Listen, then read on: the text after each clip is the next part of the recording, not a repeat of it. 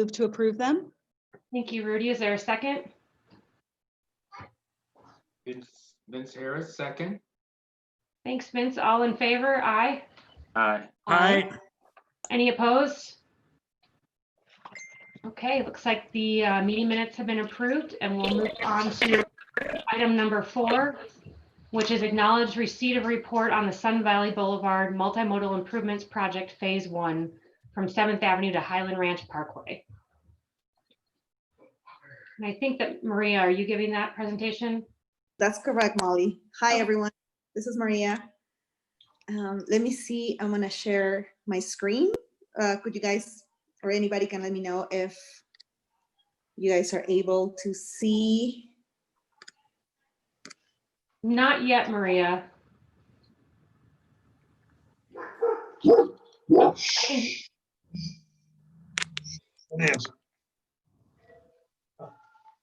Looks like we can see it.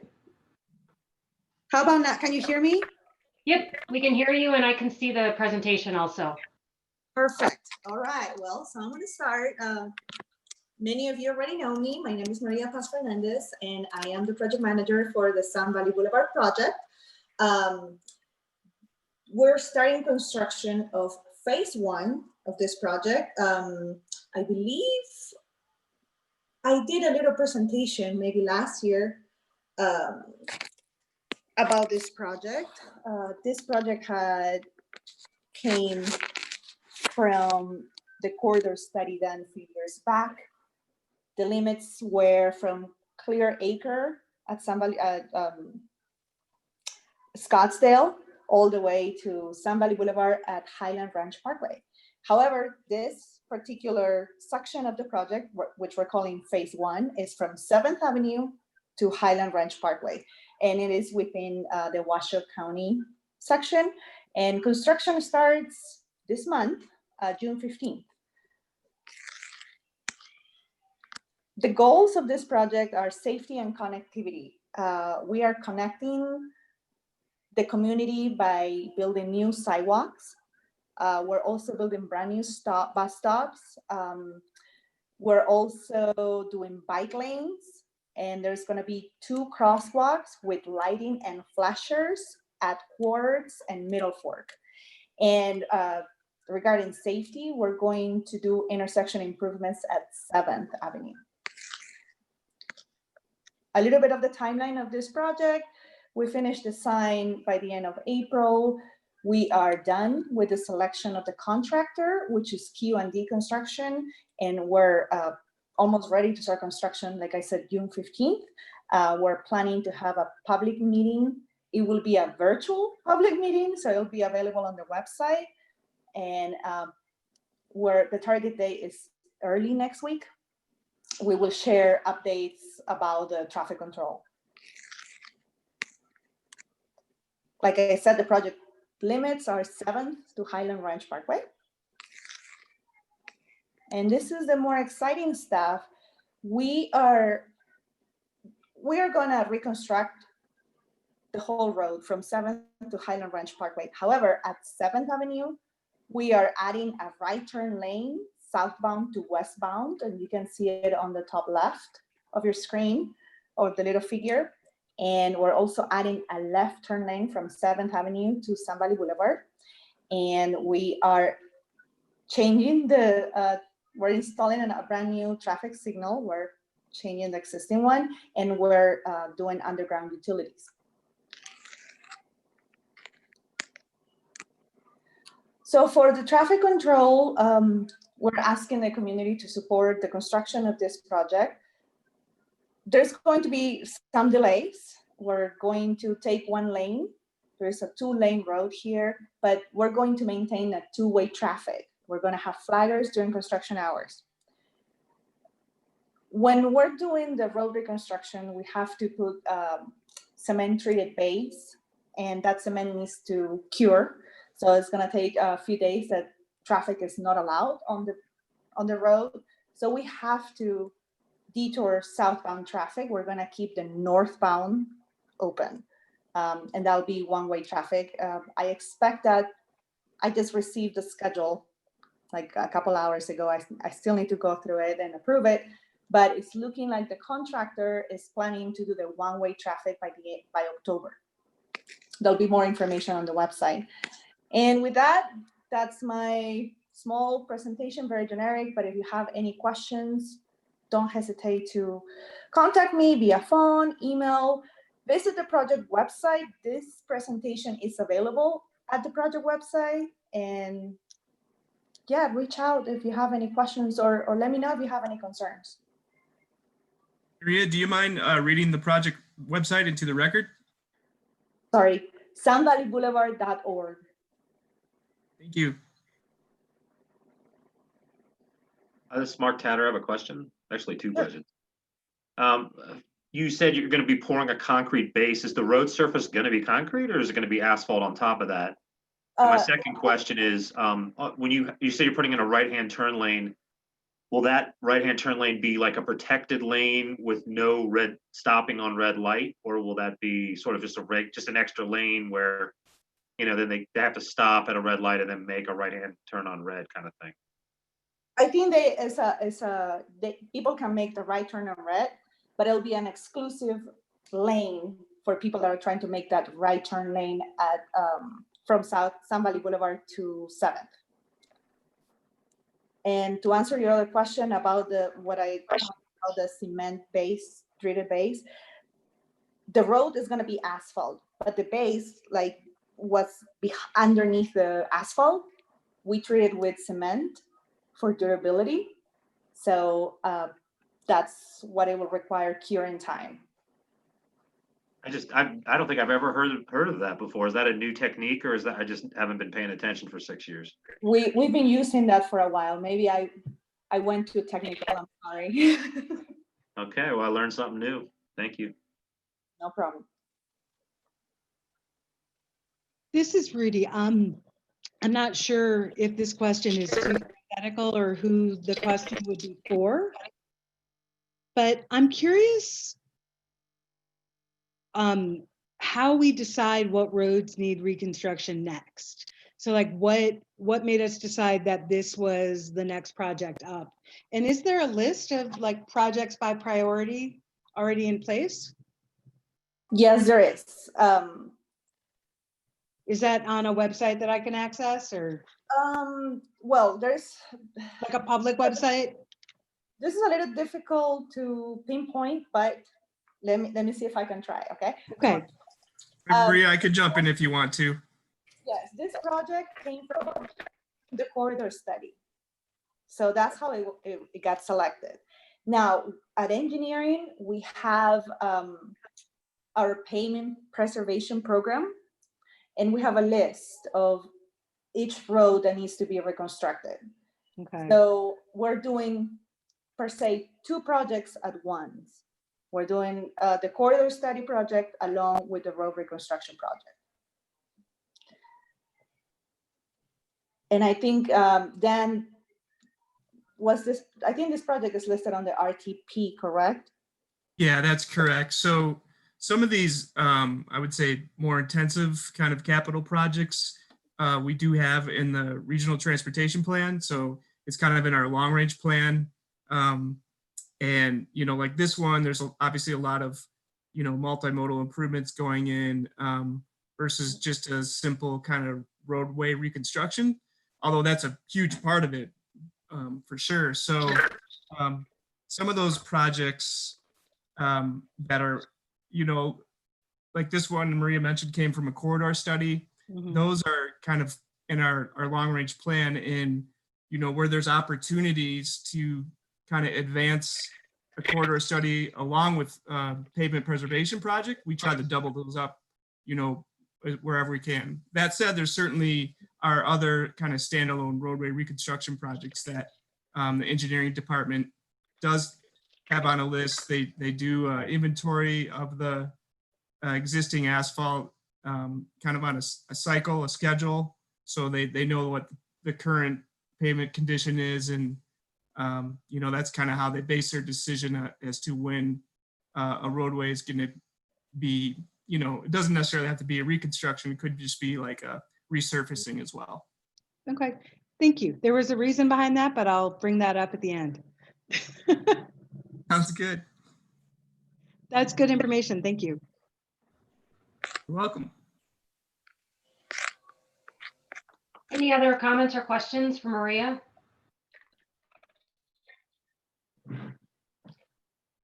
If not, this is for possible action for acknowledging receipt of the report on the Sun Valley Boulevard project.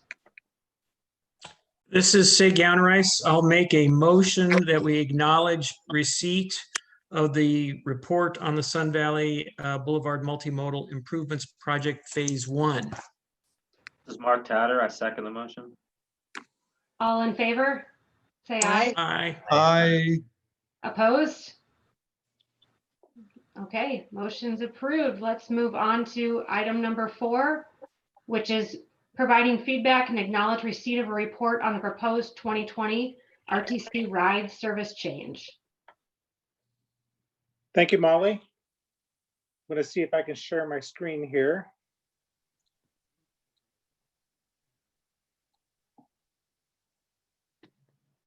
There we go. My name is Jim Gee. I'm the Manager of Service Planning and Innovation for the RTC, and I'm here to talk about proposed route changes for September. So we have a series of route changes that are proposed to take effect on September 5th. The primary change is the addition of 2 more FlexRIDE services, one in the Somersett area and the second in the Spanish Springs area. We additionally have changes to Route 5, Route 18, Route 25, and then our typical on-time improvement changes and adjustments to individual schedule times. These changes are in numerical order, and we'll start with Route 5. Route 5 is our Sun Valley route that starts out of downtown Reno, travels up to the Sun Valley area. It currently ends at the intersection of Sun Valley and 8th Street, and our proposal is to extend it up to the Desert Skies Middle School. We would time this change so that it potentially takes effect with the start of the school year for kids who want to use it to travel to school. But we've had some good feedback on this change, and hopefully we'll start this in September. While we're extending the route, the frequency remains the same as it is today, every 30 minutes during the week and every 60 minutes on the weekend. Next is a proposed change on Route 18, and we're adding trips on both the weekdays and on Sundays. On weekday evenings, we have a gap in service from 6:15 to 10:15. And so we're proposing to add in trips at 7:15, 8:15, and 9:15 to restore the hourly service throughout the day. And then on Sundays, on Sunday morning, we have a gap in service from 8:15 in the morning to 1:15 in the afternoon. And our proposal is to, again, restore hourly service and have trips at 9:15, 10:15, 11:15, and 12:15 p.m. That way, 7 days a week, this route does have hourly service. This is the route, by the way, that comes out of downtown Reno, goes out 2nd Street past the Walmart, and primarily serves the employment in the Sparks industrial warehousing area along Gregg Street. Next is another change in Sparks. This is to take our existing Route 25, which travels along Prater from Centennial Plaza to just past Pyramid, and extend the route out Prater to the Northern Nevada Medical Center. We would also renumber the route as Route 26, as a lot of our long-term customers recognize Route 26 as the route that goes to the Northern Nevada Medical Center. The FlexRIDE in the area remains, so it's not impacted, it's not changing our FlexRIDE boundaries, but we did have a need to basically extend that scheduled fixed route service from Centennial Plaza out to the hospital. We will no longer serve a small loop on Howard, Lincoln, and McCarran. But that was the turnaround for the bus, and instead of turning around, it'll continue further out Prater to the hospital. With this service, it will remain every half hour. There's no negative impact on the span of service, no negative impact on the frequency. We're adding an additional vehicle in and stretching the route out to serve more people. And then our biggest change is the implementation of 2 new FlexRIDE services. Both of these will start this fall, one to the Somersett Verdi area and the second to Spanish Springs area. Just as a reminder, FlexRIDE is our on-demand microtransit service. That is our version of a Uber or Lyft type of service. The passenger hails a ride using their smartphone perhaps, but also either they could call into a dispatcher or log on to a website or just walk up to the vehicle. Once they get on board the vehicle, it'll take them anywhere curb to curb within the constrained geographic area. The service is all on demand. It's all same-day service. You can get real-time information about where your vehicle is using your smartphone if you use the app. And it uses smaller vehicles similar to our access vehicles. Could be a minivan or it could be a minibus. For the Somersett and Verdi service, it will cover most of the Somersett area with an addition to the Verdi area that was based on public comment.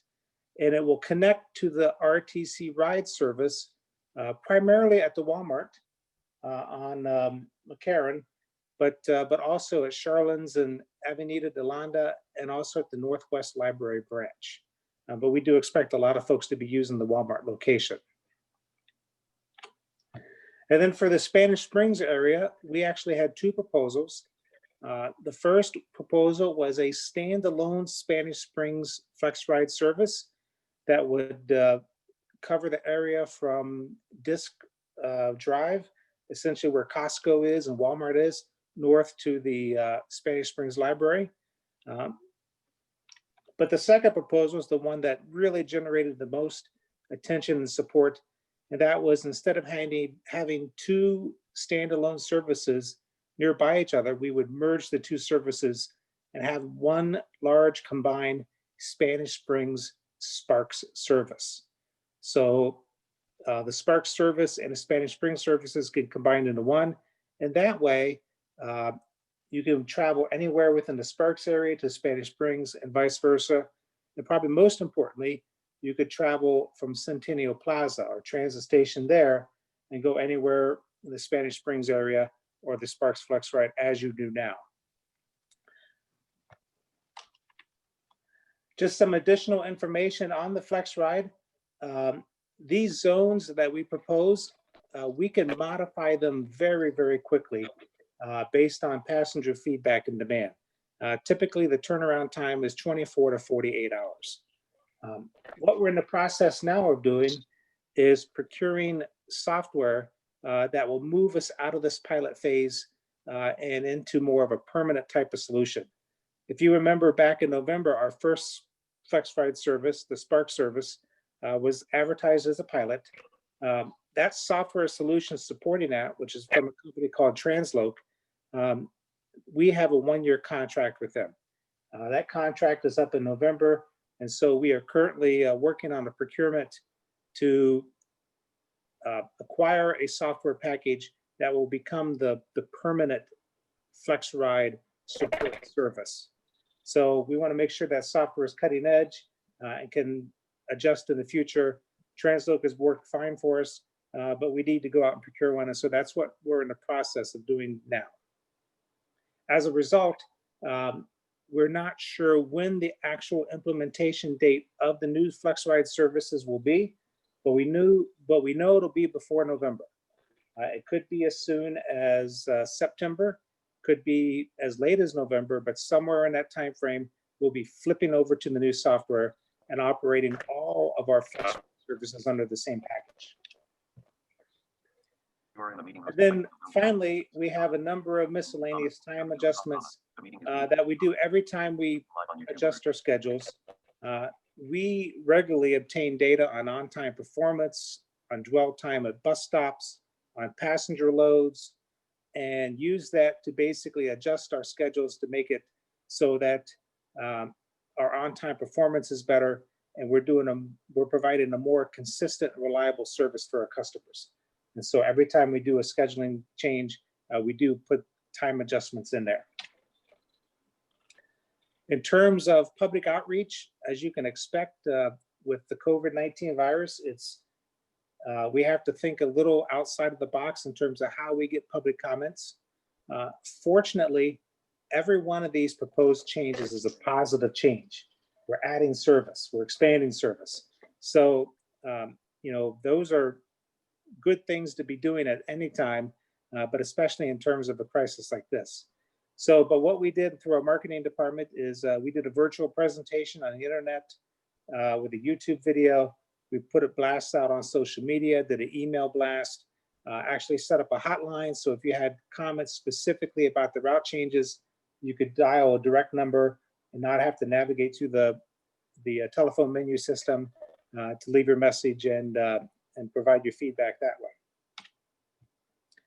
In terms of our public outreach results, they were very positive. Again, we're adding service, which that's a good thing. What we heard from our customers is that the merged Spanish Springs service was preferred as opposed to two separate services. We heard that we need to add the Spanish Springs Business Center as a point of interest so that if I work there, I can use the FlexRIDE to get to that area. That's going to be extremely beneficial, I would think, to those who live in Reno. They can get to Centennial Plaza, transfer to the FlexRIDE, and it'll take them all the way to work out at the Spanish Springs Business Center. And then we also heard on the Somersett FlexRIDE side that we need to add Verdi to broaden the coverage and the usage of that service. So with that, I'd be happy to answer any questions you have about our changes. Thank you for your attention. I appreciate it.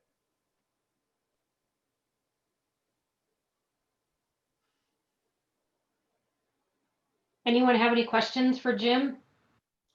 Hi, this is Harvey. How did the whole quarantine and lockdown figure into your calculations for the service change? Well, it made it tougher to get feedback. What we saw from the quarantine and lockdown is about a 60% decrease in ridership, but that still meant a lot of essential jobs and essential users using the bus every day. As typical, the emphasis really for us is on work trips and getting people to work. That's where the bulk of our ridership is. And so as we went back out and looked for comment on the FlexRIDE services and on the other changes, that was a loud message we heard is we want to make sure we can either continue to get to work or create a way for us to get to work that's not existing now. Thank you.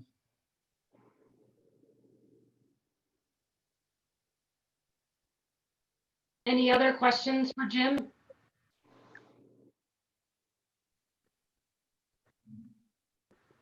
If not, this one also is for action to acknowledge receipt of the report on the ride service changes.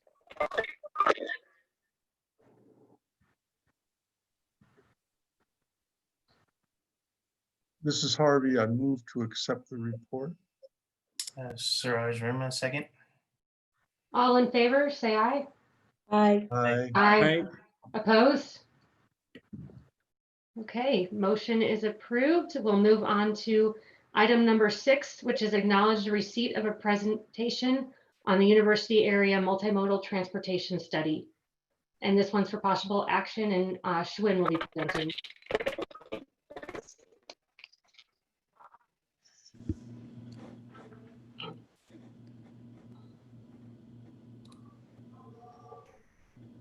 Okay. Good evening, everyone. This is Shen Wang with RTC Planning. I'm the project manager for the University Area Transportation Study. And Molly is our consultant project manager. So today I'm going to give a presentation, and in the end, Molly and I will try to address questions. So in today's presentation, I will cover the project scope and the focus area and have a review of project progress, analysis results, and then we'll go through the recommended improvements in the study area and also next steps. So the project focus area is in the south end of the university campus, which is the Gateway District. The reason we pick this area is because the university is going to build a parking garage and 2 university buildings. And we also have a lot of student housing development around the university. So in the study, we wanted to look at the existing and future conditions to conduct a public and agency outreach to develop and evaluate alternatives, and then develop a final project report. So by far, we have done many project tag meetings throughout the study. We also had several public outreach events, including 2 pop-up meetings at UNR and the Food Truck Friday last year. And also, we had a public meeting in the Evelyn Mount Community Center last year. We also conducted a walking audit study in the area to assess pedestrian sidewalk conditions. I think many of you participated in that walking audits, and I would like to thank you for participating.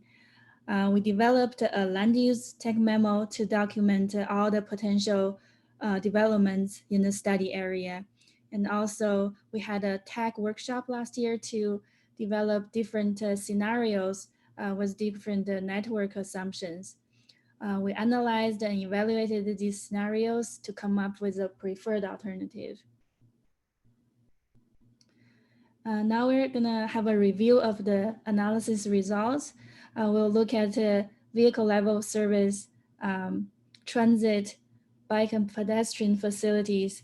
We'll look at the safety and then future land use and future traffic forecast.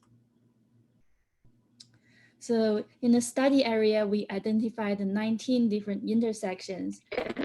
We went to collected the peak hour turning volumes and then developed these level service indicators from A being very good traffic operations to all the way to F, meaning along queues and congestions. In this study area, all 19 intersections showed acceptable level of service. Here's a review of existing transit routes in the area. We have both the RTC routes and the UNR shuttle services in the area.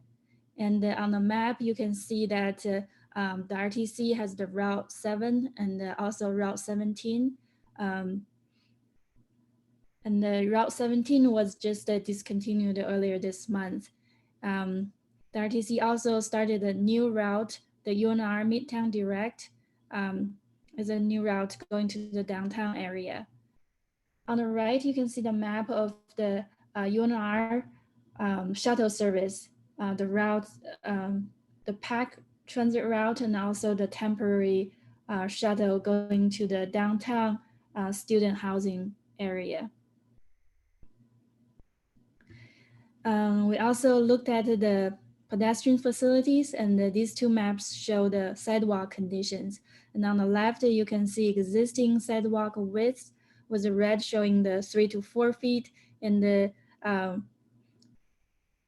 which is a narrower sidewalks, and then to the green 6 to 8 feet wider sidewalks. In this area, we're mostly in the mid-range of 4 to 6 feet, as you can see on the map.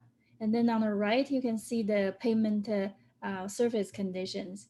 A lot of the sidewalks have cracking in them, so they need improvements. Those are shown in red.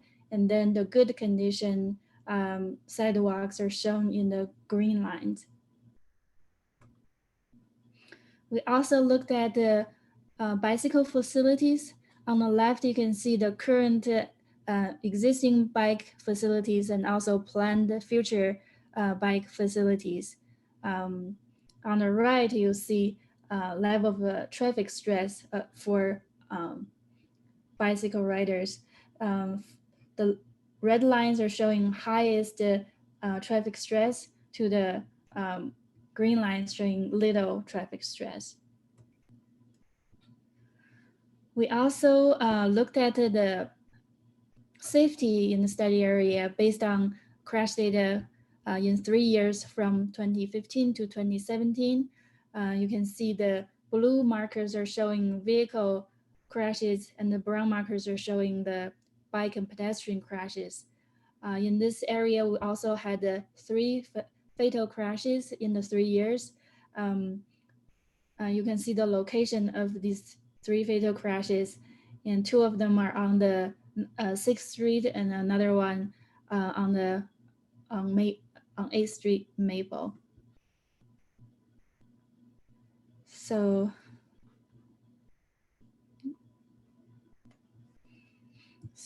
in the study, we also developed a land use memo. You can see on this map, these are all the potential developments in the university area as well as downtown area.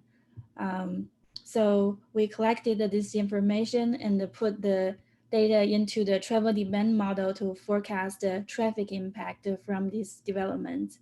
And based on the analysis, we developed this list of recommended improvements.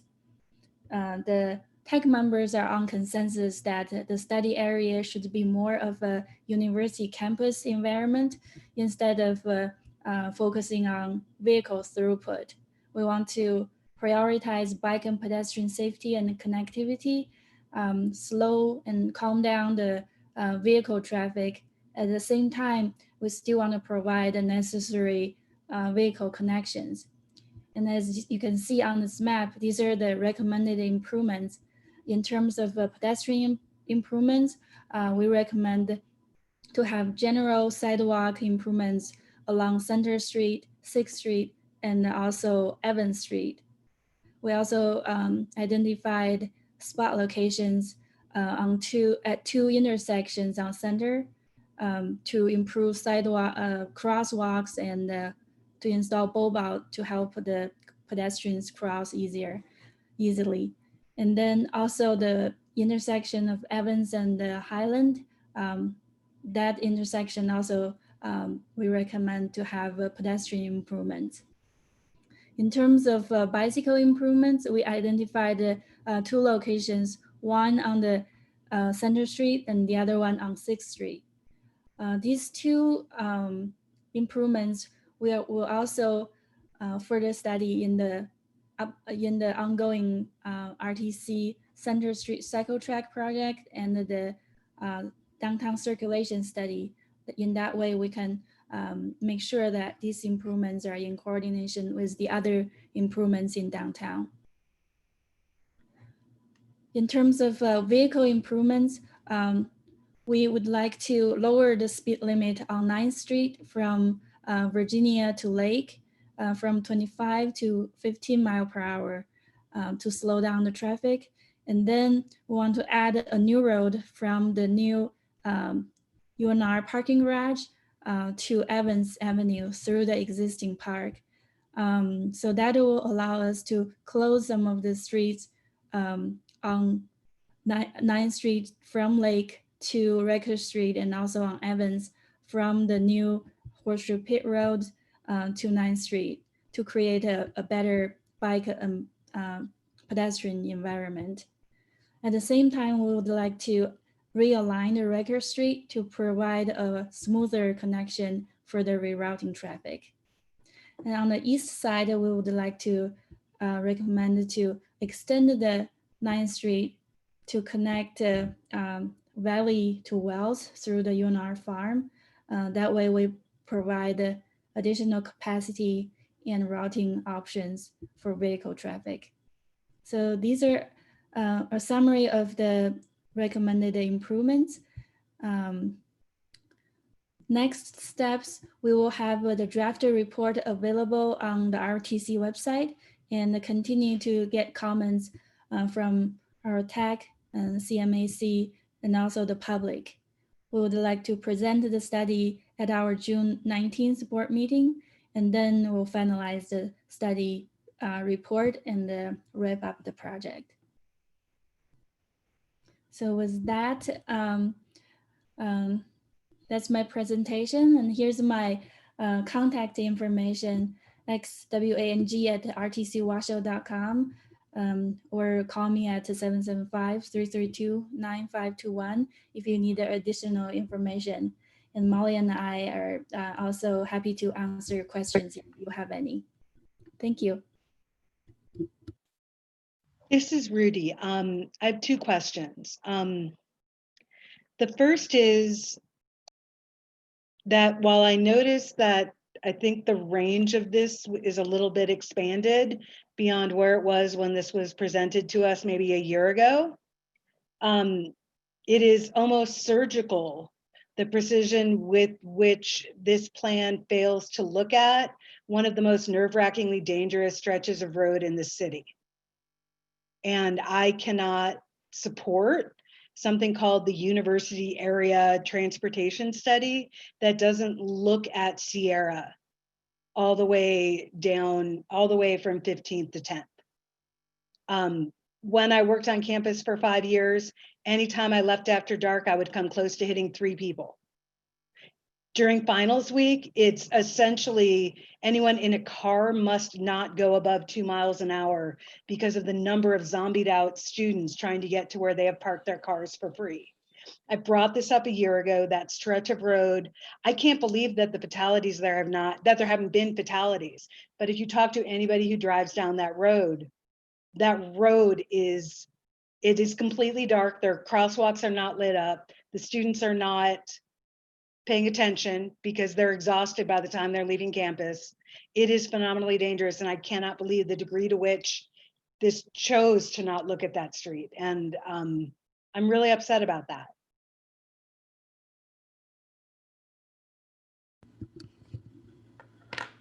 Well, thank you for your comments, and we are having a ongoing study right now, which is the downtown area circulation study. I think we'll have an opportunity to look at the Sierra Street in that study. And also, I think we have a multi-modal improvements project planned in the near future on Sierra Street.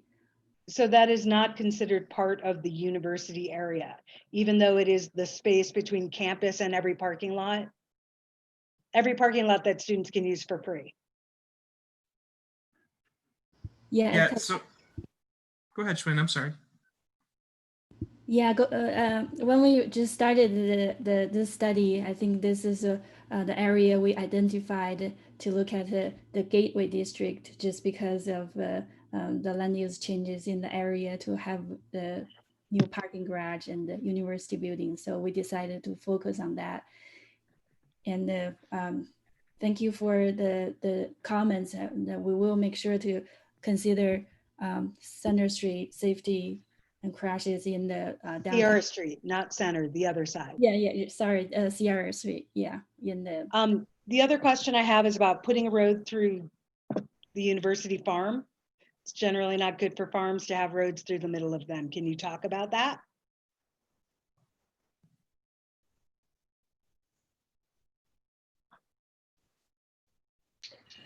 Lynn, do you want me to talk about that, or do you want to cover that? Yeah, I can speak to that. We've been working with the university and City of Reno as well in terms of developing the recommended improvements.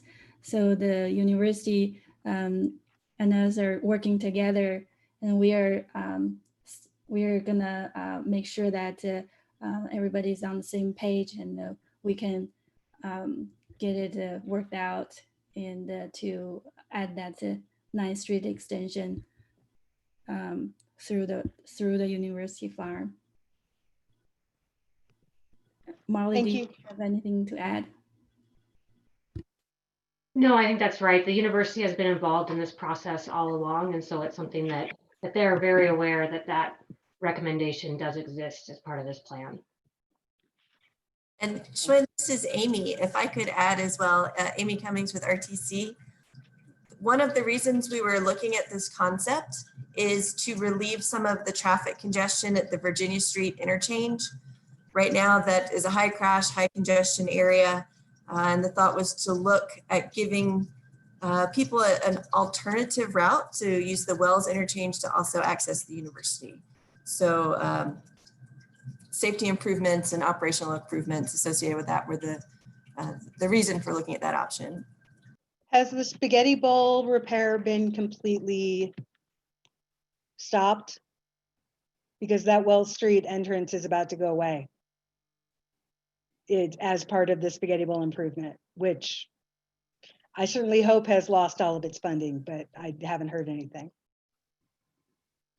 This is Amy Cummings again, and NDOT is proceeding with that. We'll see the first phases of construction this summer, and improving that east to south movement is in the first phase, what they call Spaghetti Bowl Express. And you can go to the NDOT website. They have great information about that. We can share that with the team as well. The improvements in this area are a little bit farther in their time horizon though. The Wells Street, removing the Wells Street exit and redirecting to Audi is part of that Express first initiative.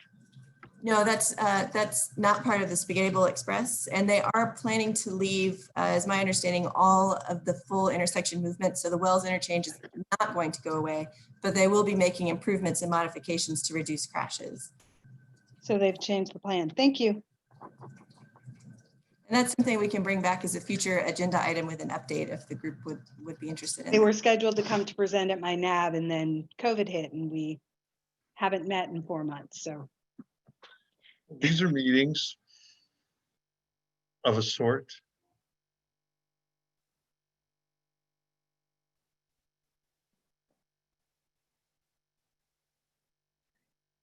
Any other questions or comments? Can I ask a question of Amy about the spaghetti bowl since it was brought up?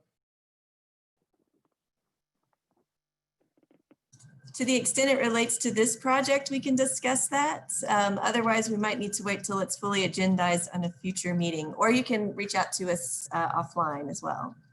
I'll give it to you and then you can decide whether it should be answered now or later, which is the entrance from Wells eastbound onto I-80, which always conflicts with the I-80 eastbound traffic going southbound onto 395. Are they going to put in a flyover or something like that to try to mitigate that cross traffic on the freeway interchange? I believe that is involved in their long-term plan, but this first phase that's about to start construction is making that ramp 2 lanes all the way through. So I don't believe we'll be seeing any flyovers in this first phase, but I think it would be a great opportunity for us to have NDOT come and present their concepts in more detail at a future meeting.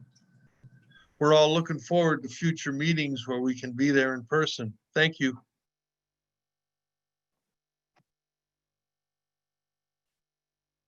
Any other questions? If not, this one also is for possible action to acknowledge receipt of the presentation on the university area multimodal transportation study. Is there a motion for acknowledgement? This is Mark Tatter. I'd like to make a motion to accept this report and presentation as presented. Is there a second? Suraj Verma, second. Thank you. And I will be abstaining from voting on this one. So I will not be voting, but all in favor, say aye. Aye. Aye. Any opposed? Okay, the motion carries, and we'll move on to item number 7, which is recommend approval of the 2050 RTP guiding principles. And also, Schwinn, you're still sharing your screen. Thanks, Molly. Mhm. I'll take this one, and I'm going to share my screen now. Everyone has this in their packets, but I figured to just pull it up for reference. As most, I believe everyone is aware, we are under development of the 2050 Regional Transportation Plan. That kind of kicked off early this year. We were fortunate to be able to get some public meetings and some interaction with the public and this group as well prior to the pandemic. If you recall, we did ask a question to this group just to kind of see what everyone's vision would be for the transportation system in 2050. And we kind of phrased it as, or posed the question as, you know, it could be 3 words or 3 phrases or whatever. And so thank you to everyone that did respond and participate on that. We did a similar exercise with our technical advisory committee, as well as the RTP agency working group, which is kind of consists of agency stakeholders, and even amongst staff, we circulated the same question. You probably recall we had a survey too that was open for a couple months. We had a decent response rate. There was 381 participants, and we asked the same question. And so what we found is a lot of the responses, you know, some were a little more detailed than others, but ultimately they aligned very closely with what the goals are in the existing 2040 RTP. And so largely staff is proposing to kind of carry those goals forward, but with some minor changes as outlined in your agenda materials. And so I'll just kind of go down the list real quick for those guiding principles. The first one was safe and healthy communities. And based on the response we got, you know, it was very much a priority. We probably saw the word safety, I think, more than any other word that popped up in a couple of word clouds that I put together. Our 2040 RTP calls for a guiding principle of economic development and diversification. So staff is proposing to modify that slightly to say economic vitality and innovation. And we did receive a lot of responses that talked about innovation, that made reference to technology, just with kind of the changing landscape of mobility options and really looking forward, you know, out to 2050, just what some of the possibilities might be, you know, whether it be autonomous vehicles or any other mode of kind of personal mobility. And another one that's still seemed very relevant was sustainability. So we're proposing to carry that forward.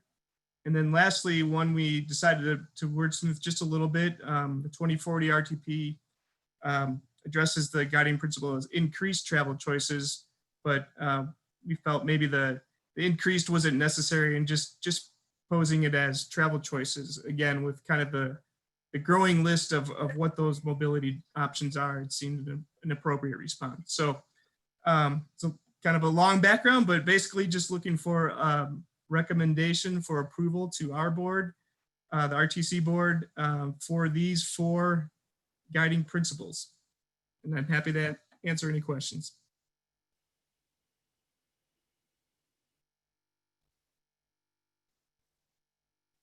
Are there any questions for Dan?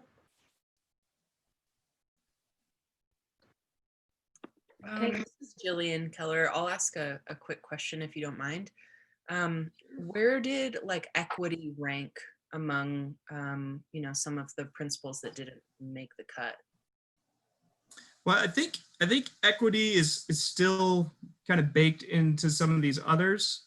That's a good question though, and speaking from just the survey, and Jillian, it sounds like you probably took it, so you might recall there was one screen that kind of listed about 8 different priorities, and participants in the survey could select up to 5, and you know, they would kind of rank depending on what the average rank was, and how often it was selected as well. And surprisingly, equity was on the lower end of the spectrum when compared to things like bicycle facilities, transportation safety, improved transit, those sort of things. So I guess I would put in the kind of general plug that, you know, everything that we do as a transportation improvement project or program, we do consider equity very much so in that. And that could be demonstrated in a variety of ways, whether it's accessibility, which obviously we have to comply with anyway, but it's something that we want to do, is provide that, you know, service to make all of our improvements accessible to all users. We also we have a whole section of our existing RTP that's kind of devoted to environmental justice and how we evaluate projects in relation to that. So we look at, you know, transit dependent populations, minority, low income, English as a second language populations. So we do kind of consider all those things when we are programming these projects. And Dan, if I could jump in and just add one thing real quick. This is Amy Cummings with RTC. You mentioned the structure of the RTP. We actually have 10 goals, which are not part of this agenda item, but we can bring those back as a future agenda item that support these guiding principles and really get into more detail of all of these guiding principles and how we're going to implement those. And promoting equity and environmental justice is one of those goals. So just wanted to add that to the conversation as well. Thank you, Amy. I probably should have led with that. This is Rudy. It sounds like equity and environmental justice are already unarticulated guiding principles. And it might make a lot of sense to articulate them on this list of guiding principles. I mean, if decisions are already made reflecting on them, we should put that in writing. This is Jillian again. I also wonder if the word equity is just a little bit more abstract than some of these other words like safety and sustainability has become a better understood word. So I'm just wondering if maybe equity in the future couldn't be replaced with a word like access. Just thinking maybe people don't choose equity because they don't fully understand how that relates, what that really means when it comes to transportation. And that's a good observation. I think there's some truth to that. And, you know, as Amy mentioned, we do have kind of the guiding principles are the overall kind of, this is the top down, you know, and we do have the goals that do provide more detail and do really feed into all of these guiding principles that really expand upon that. Thank you. I appreciate the explanation. Sure.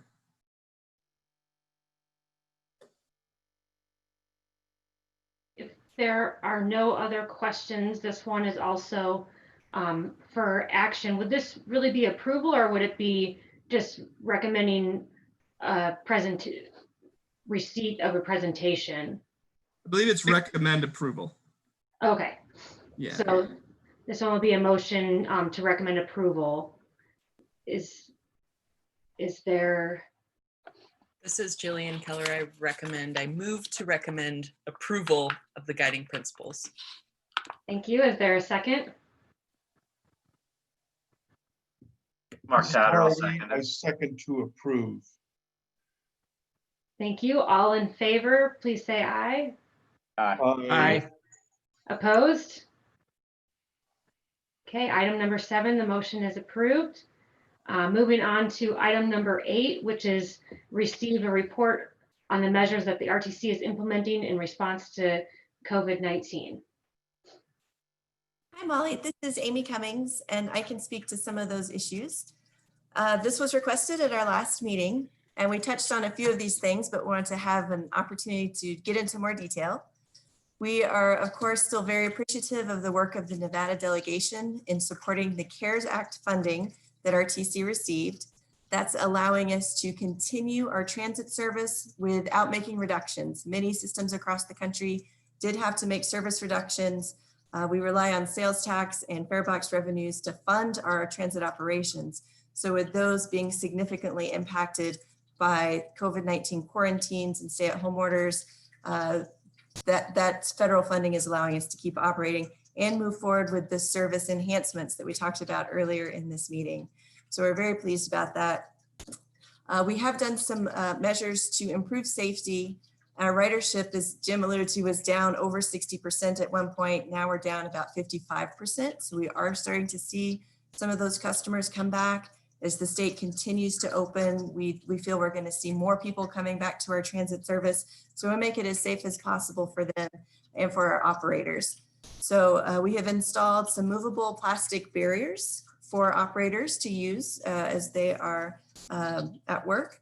We have a nurse that's available to our fixed route operators at the start of their work.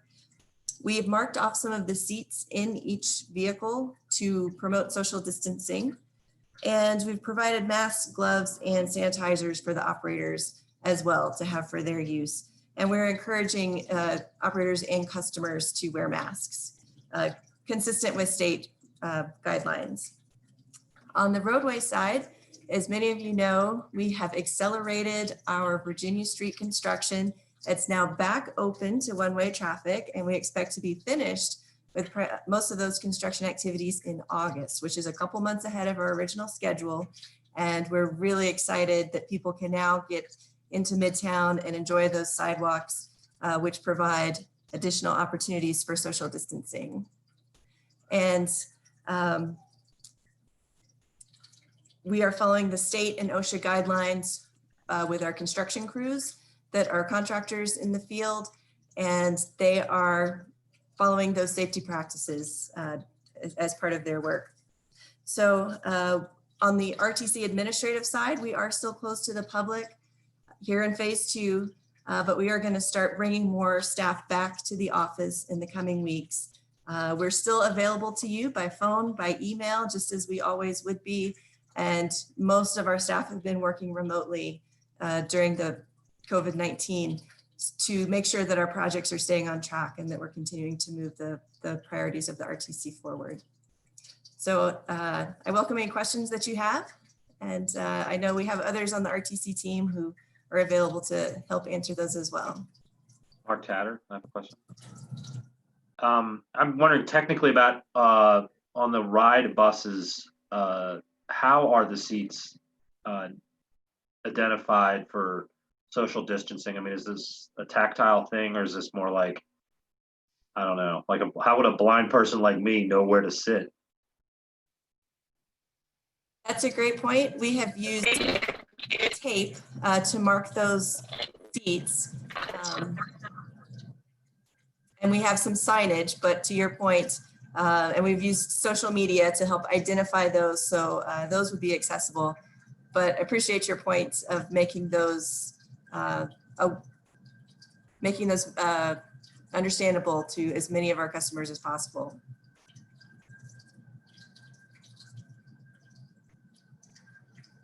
Okay.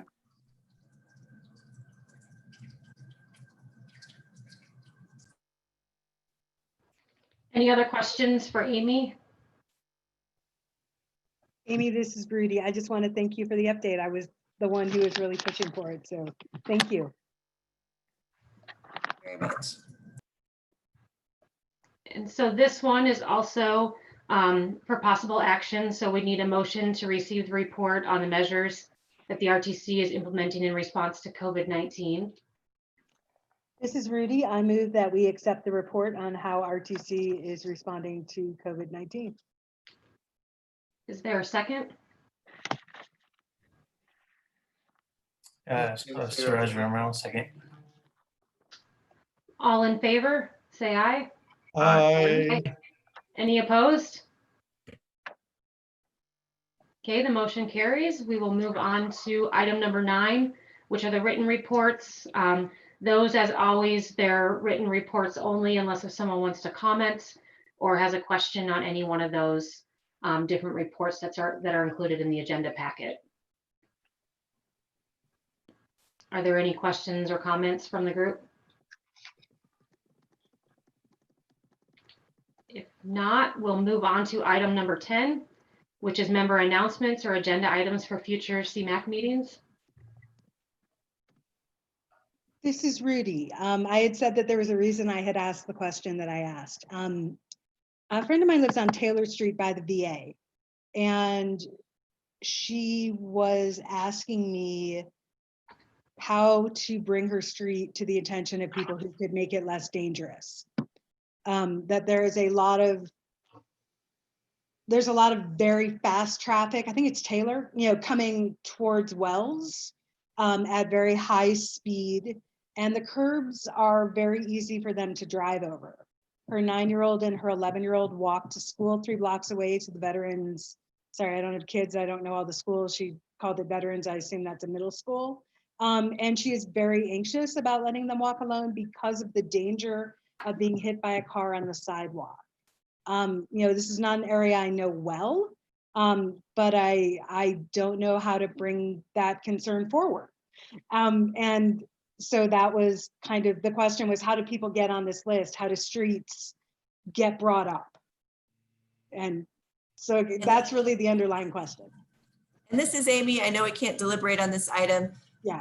Our next month, we plan to bring a call for projects item for the regional transportation plan forward. Okay. And we'll be launching a survey later this month as well. So that's the answer to the question. that will be a great opportunity for her to suggest that project. All right, thank you. Any other announcements or agenda items for future meetings?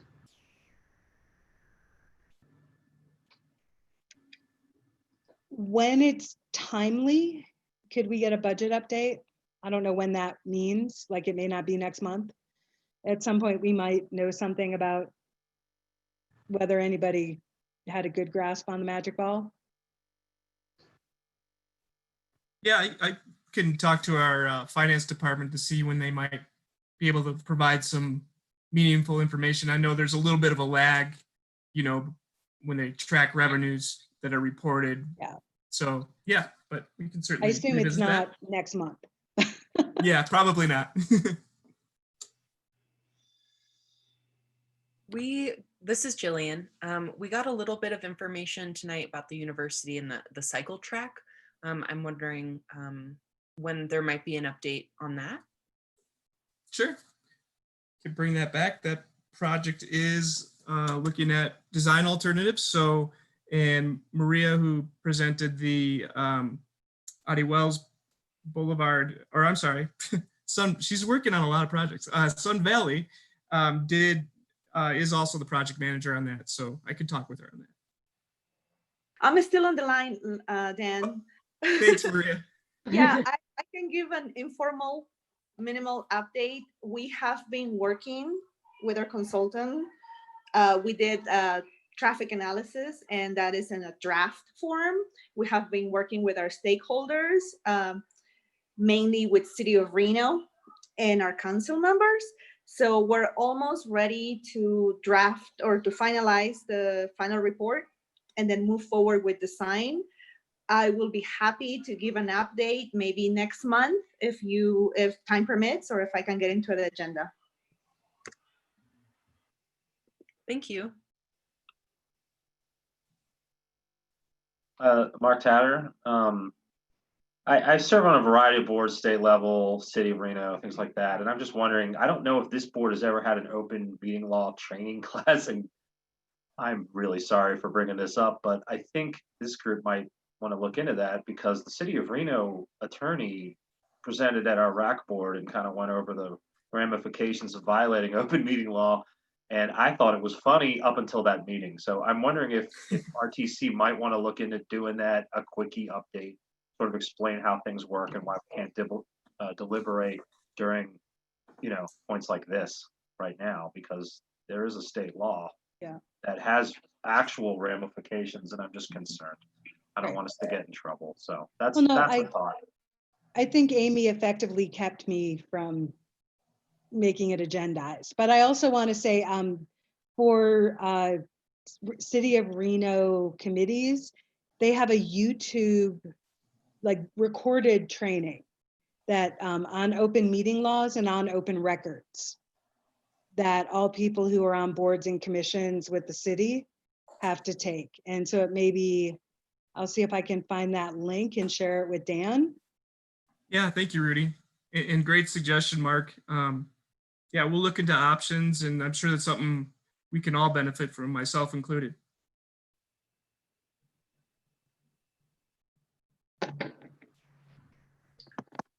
I just want to apologize for suggesting that. In the future, when that meeting happens, it'll be my fault, so. Nope, we want to abide by the law, so that's good. That was a really good idea, Mark.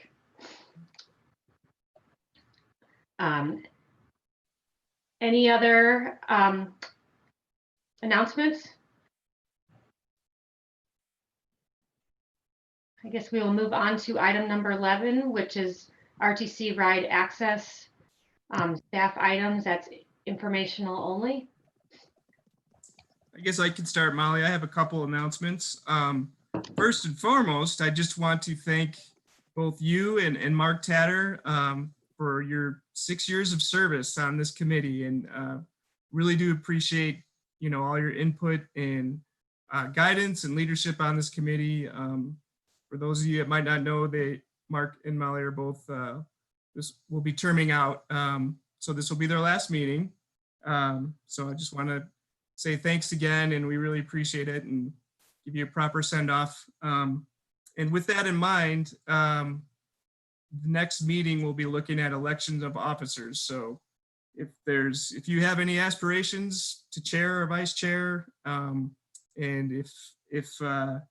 or if you want to nominate somebody, just maybe be thinking of that in the back of your mind. The other thing I wanted to bring up in our technical advisory committee, which I think most of you know meets the same day as these meetings, except in the morning, and that's a group that consists of more agency staff.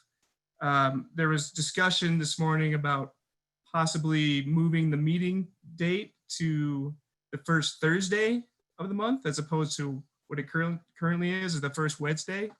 And we'd like to try to remain consistent between the two committees. So I just wanted to throw it out there for consideration, and maybe just do a quick poll to see if there's, if that would cause a conflict for anyone, if they have any other standing conflicts, if we were to do Thursdays at 5:30 p.m. The first Thursday? Yeah, so essentially tomorrow. That's the Washoe Democratic Party monthly meeting. Okay, is that typically in the evening? It's at this time. Okay, good to know. I Does kind of anyone wish have that it? I had the power to make it a rule that nothing conflicted with the Republican and Democratic county meetings, but I don't have the power to make that rule. No worries. That's what I'm throwing out for discussion. So. And we had discussed previously, this is Amy, if it didn't work for all of our committee members, we'll just keep it where it is. So I think that's what we can plan to do. It's impossible to find something that doesn't conflict with something in the evening, though. This is Yeah. Mark Tatter. I abstain from this decision. I don't care. I think Mark and I are cool with whatever day. You want to do Saturday evenings, 5:30, that works. Sounds good. Yes, we will have a couple new members starting too. So, and they're under the impression that they're going to be meeting on Wednesday nights.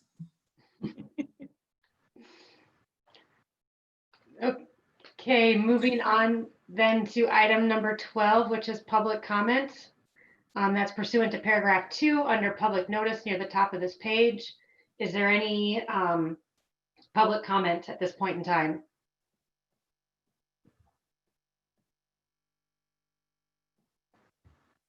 Okay, with that, I'd like to say thanks, everyone.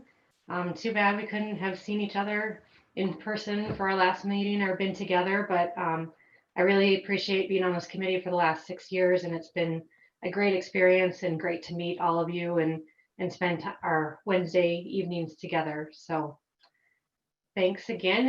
And the next item is item 13, which is adjournment for possible action. First, I want to say thank you to you, Molly, and to Mark for all that you've done. Thanks. Thank you. I was actually thinking earlier, I wish I had Mark's wherewithal and what a valuable committee member he is. And you do the good hard work, and I wish you didn't have to, and you'll be missed. And Molly, it's been lovely to know you as well. I just literally had that thought about Mark, about what a valuable and important and essential insight he provides. Right. Well, thanks to you both. This is Jillian Keller. I move to adjourn. For a second, This is Rudy. I'll second. all in favor, say aye. I Aye. That's it for the, any opposed? You almost Thank you, muted. everyone. The motion approves. We are adjourned. Have a good Have a night. good night. Good night. Thank you, Molly. Thank you, Thanks. Mark. Bye. Thank you. Bye-bye.